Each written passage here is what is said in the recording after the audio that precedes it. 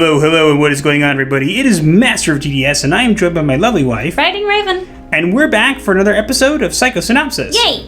The segment where we summarize all the Psycho for you, which pretty much is essentially Twitter, but it can also branch to other areas. Mm-hmm. So sit down, grab popcorn, or grab your paper bag and breathe in and out and join us. Yes, because we have a lot to cover this week. Oh boy, we do. So without further ado, let's jump straight in. When we're starting with Kevin Smith. Okay, so more He-Man. Yay! You excited yet? I don't know, but as if it weren't dead enough already. And as you can see, he looks like a clown here because, let's be honest, that's what he is. Yep. Kevin Smith has decided that he can't stop poking at the fans.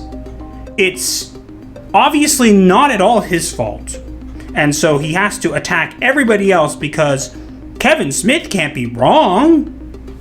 So, as you can see, I had some fun with the picture here. But we actually have some quotes from him. So, first thing here is basically Kevin's mentioning how he wanted to reinvent it for the modern age and that people are all mad, infuriated sometimes, fans, because they decided to kill off He-Man. Let me be very clear.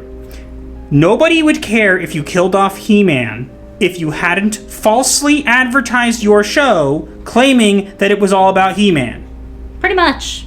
And also the fact that you killed him within the first 5 minutes of episode 1. Look, again, that could have been done well. We're not saying it couldn't have been done well. Mm-hmm. What we're saying is that you advertised it as a He-Man heavy show. Oh, but wait a minute, it's all centered around getting He-Man back in. I don't care. If you say, hey, this character's going to be here, and you kill him in the first 5 minutes, that's false advertising. Yes, it really is. And so he's claiming that everybody's mad because of that. We're not. We're mad that you lied. You know this. You're smart enough to know this, Kevin. I'm giving you the benefit of the doubt. You know what you did. Kevin is smart? No, he's not. I wouldn't claim him being smart. I would say he's smart enough to know what he did. He knows what he did. He's deflecting here. Fair. And he mentions, I know there are some people that are like, hey man, this show's woke. I'm like, alright, great. So is the original cartoon. We're sequelizing. Go watch it again. There are girls in every episode. Deal with it. Kevin, I know you're trying really hard to seem edgy here, but you just seem like a little kid in the playground. Deal with it. Doesn't he also dress like a little kid? Exactly. He dressed like a clown if he's not a little kid. No one was claiming that there was not women. No. You're using the same... It's about women. They're just mad. We are mad that you lied.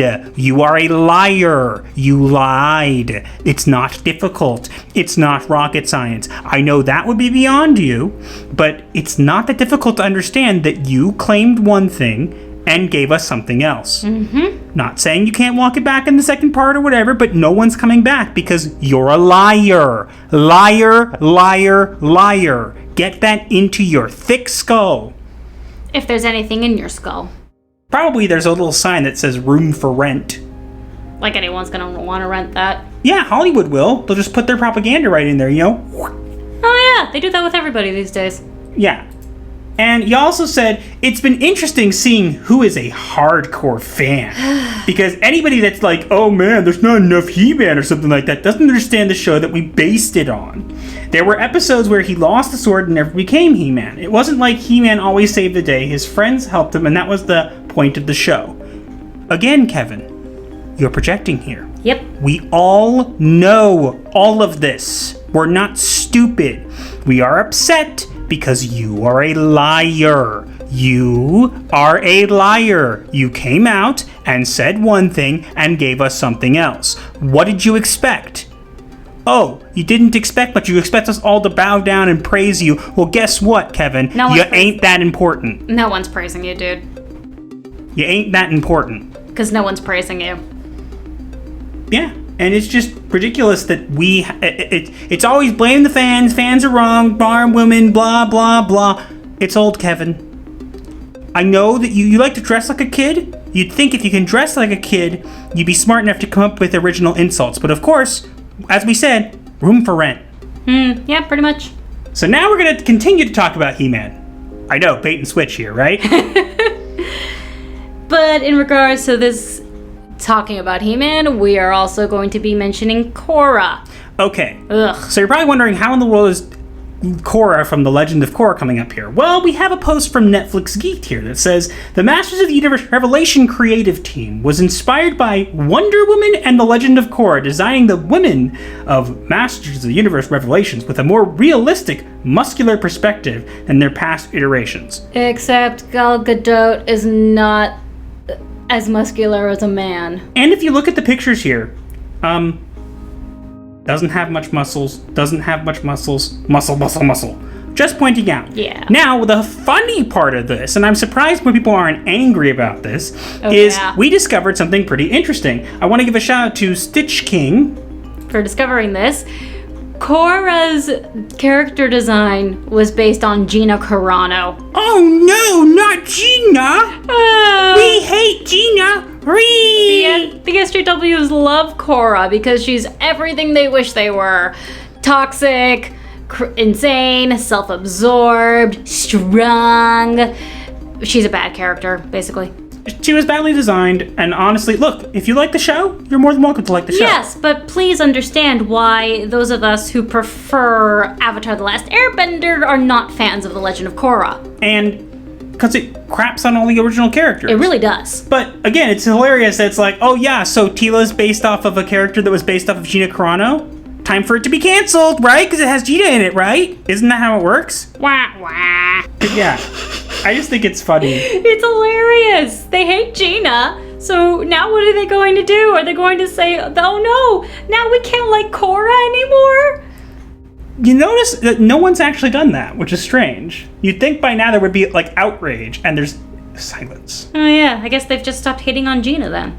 No. Oh yeah, good point. They can't stop because they need something to deflect to. I just think it's funny that it's like, that you didn't see that one coming, Kevin, did you? Hehehe. Do we subvert your expectations? No? Don't like it when it's done to you? Well, too bad. They never like it when it's done to them. That's why they don't understand. Yeah. But anyways, I think that's it for the He-Man content. I'm pretty sure that's it for the He-Man content. We're done with He-Man. Our next topic would be... I am not Starfire. I am not interested. Seriously, no.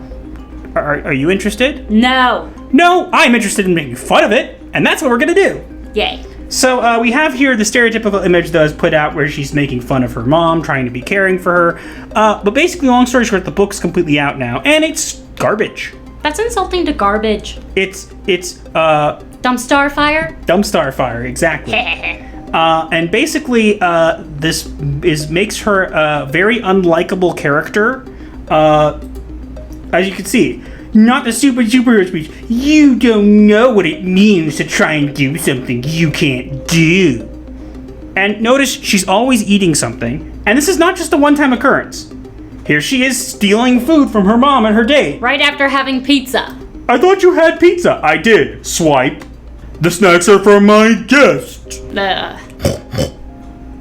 what she reminds me of, sorry. Yeah, and her septum piercing isn't even done well. Wouldn't be surprised if it were infected. But yeah, if you wanted to know, and she also, obviously, she's a lesbian because, obviously. Yeah. And I'm sorry, this looks like she's pregnant. It really does. You having a food baby there? Probably. I would hope so, because anything else that would come out of you, we don't want to know about. Yeah. But yeah, it's just another example of, again, this book is really funny and stupid because it's so bad. And what's hilarious is, the moral of the story is this. Because what happens is she ends up getting powers. So we get this. What it is, don't know. It's disgusting to look at is what it is. I love all the attention to the nice warts or acne on her legs. I don't know, and I don't want to know. What they could have done if they really wanted to make her a quote-unquote goth, because she's not a goth. I am. She is not. They could have at least given her tattoos to cover up all that whatever it is. I mean, unless she flies with the power of stench. Probably. I mean, she's covered in green. She doesn't absorb... She's not orange skin, so maybe she doesn't absorb sunlight. She just absorbs food. Probably. And it's literally, she gets powers for, like, no reason. She hates herself, she hates everybody else, and then when she gets these powers, suddenly everything's good. So basically what it's basically telling you is, if you're annoying, terrible person, and you hate everybody and do whatever you want, eventually you're going to get what you want, and then you're going to be able to do it, and then you're going to be happy. That's a horrible life lesson. Great job. Great job for children. You know, this is exactly what they need. A strong role model who basically tells them, don't listen to anybody, do what you want, and then and you'll get what you want. No wonder the generation is so messed up. Yep. And there'll be a lot of sad kids on Christmas morning, because guess what? They're going to try to do what they want, and they're going to get disciplined instead. Yeah, by Krampus. That or their parents, I would hope. Nah, I'd prefer Krampus. Krampus ends up eating them. Yeah. After leaving the lump of coal in the stocking. Yeah, let's not endorse eating children. I'm not. It's a German folktale. Okay, fair enough. I'm gonna move again. Fine, let's move on. Alright, so moving right along. Next, we are discussing the lawsuit that Scarlett Johansson has put on Disney. How little I care about Disney's feelings. Yeah, so if you haven't heard, and it's not just Scarlett Johansson, I believe Emily Blunt and Emma Stone as well. Are also, I don't think they've actually filed yet, but she's filing a lawsuit because of Disney promised her basically that they wouldn't release Black Widow on Disney Plus, and of course... They lied. Yeah, and because of that, ScarJo is not very happy here. No. So we actually have some quotes. Mm-hmm. That Johansson was concerned that Black Widow would end up at Disney Plus. So at the onset of the pandemic, what she did was she actually went and sent like an email basically saying, please make sure my contract's honored. And the Marvel Chief Counsel, Dave Galuzzi, I probably butchered that and don't really care, said that it would exclusively release in theaters. And literally they have an email that says it. And now they released it on Disney Plus. So now ScarJo's out of money and Disney's not in a very good place now, is it? No. And the excuse that they gave for not putting it in theaters was ridiculous. They said there is no merit whatsoever to this filing. The lawsuit is especially sad and distressing in its callous disregard for the horrific and prolonged global effects of the COVID-19 pandemic. They're claiming COVID. Yeah, they're gonna claim that it's COVID. COVID fixes everything, right? If the movie fails, it's COVID's fault. If it's that we didn't honor contract, it's COVID's fault, right? Remember when they couldn't use that excuse? Remember when they still can't use that excuse? Oh yeah, good point. Not gonna work for you very well, Disney. Good luck with that. I really don't care personally. I never watched Black Widow. You know, we've already talked about it, but you know, I like to see people sticking it to Disney. You're not untouchable, Disney. Not anymore. And now we move into Star Wars. Oh boy, we get to talk about Star Wars and Wokepedia. Notice I said it woke. Because, so it says here, the top 8 trending pages in our LGBTQ plus category. Now I want to make everything very clear before we continue. Identify as whatever you want. This is just stupid. What's stupid about this? 2 things in particular. Notice the first person trending is... Grand Moff Tarkin. Grand Moff Tarkin's part of the LGBTQ plus community? No, he's not. Well, apparently he is. He apparently has like an affair with a clone or a droid or... I don't even know. I wouldn't want to read that. I'm sorry. Even for this video, I could not be bothered enough to go read what that was about. I can't either, because all I know about Grand Moff Tarkin is, in the Clone Wars, he was an admiral. Okay. And then he rose to a position of power in the Empire because of his military genius, like Admiral Thrawn. Okay. But apparently, see, TK421 is the clone he has an affair with. So he has like a thing that's with this so clone. Stupid, he'd never do that. It's so below his station. Well, apparently it doesn't matter because they don't know how to write Star Wars. Yeah, and then also we have the nice elephant in the room. We have Lando. Now, we know they made Lando pansexual for some stupid reason. For no reason other than representation. But we've discovered another thing. His name is no longer Lando. It's Landonus, which sounds so dumb. Landonus Balthazar Calrissian. Blech. Just stick to Lando. It's cooler. How about stop writing Disney? Just stop. Please. Just stop. It's already dead. If you want to make representation, make new characters. Don't change people. Lando and Tarkin are literally Iceman in the Marvel Universe. It's like, oh, they were originally this, but we're going to change them because diversity and inclusion. Let me explain something to you, Disney. I don't know if you understand this yet, but it's not that you don't have enough diversity. It's not that you don't have enough inclusivity. It's that nobody wants it. Even the people who are making these pages trend don't want it. They really don't. It's a very, very, very small percentage that do. Obviously, we're wrong, and we're just toxic fans, and we're terrible, and they haven't done enough. Bingo! Yep. But again, it's just stupid. And in more Star Wars news, this actually came out as we were recording this. Mm-hmm. We have about Junus, aka the person who plays Chewbacca, came out and basically said that The Last Jedi hate was part of a larger wave of hate and populism, all things connected to the Trump presidency. Oh my gosh. Another for the bingo checklist! Yeah, I needed that. I had that extra, Trump space. I just gotta check that off. But basically, yeah, you heard correctly. The guy who plays Chewbacca is blaming the hate for The Last Jedi on Donald Trump. It's Trump's fault. Can't they come up with anything new? He's not even the president anymore. They can't let go. Orange Man bad, rude Star Wars. Yes, because Trump's just like, you know what I really want to do today? I just want to, really hate The Last Jedi. I'm just going to make it fail. I hate to break this to you. He's got better things to do than that. And also, even as the president, when he was the president, he didn't do it. Sorry. Stop making things up.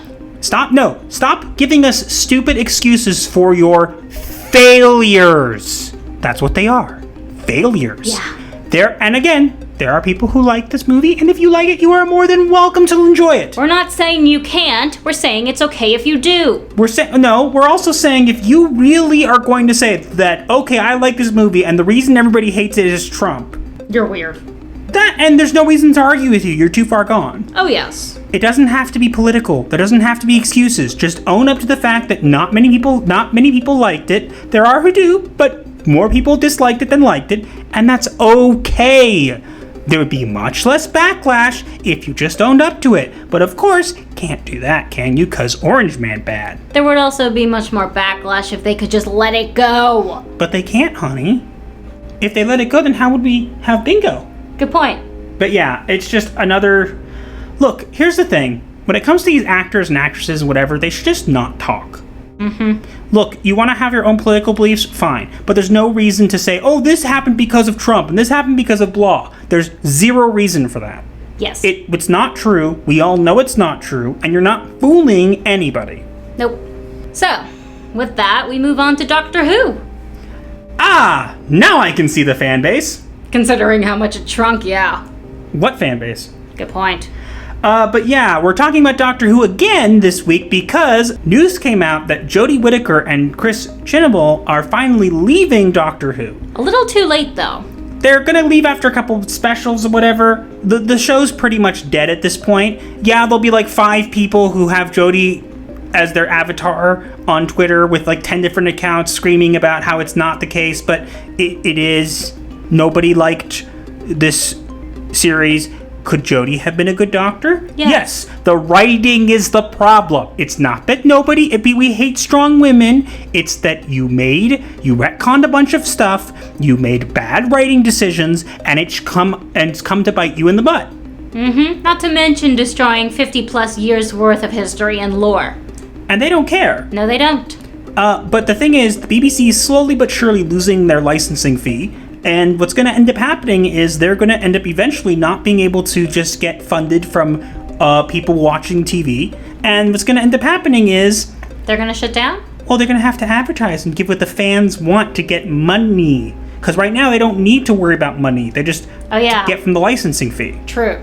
But yeah, BBC, your time's numbered. This show is terrible now. We understand you don't like it. But yeah, as Jodie says...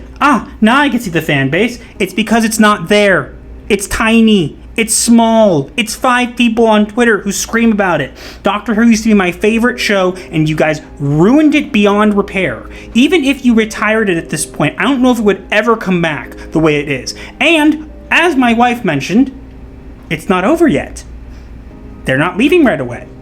there's going to be a bunch of specials. I will be willing to bet you right now they're going to find some other way to mess it up. Oh yeah, probably. Okay, let's go on to the next topic here. Pokemon! Gotta catch all that money. What money?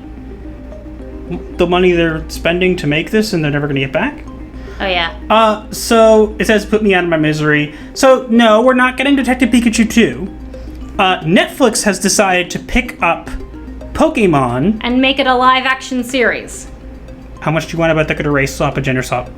They're totally gonna race swap and gender swap. Misty's going to become black.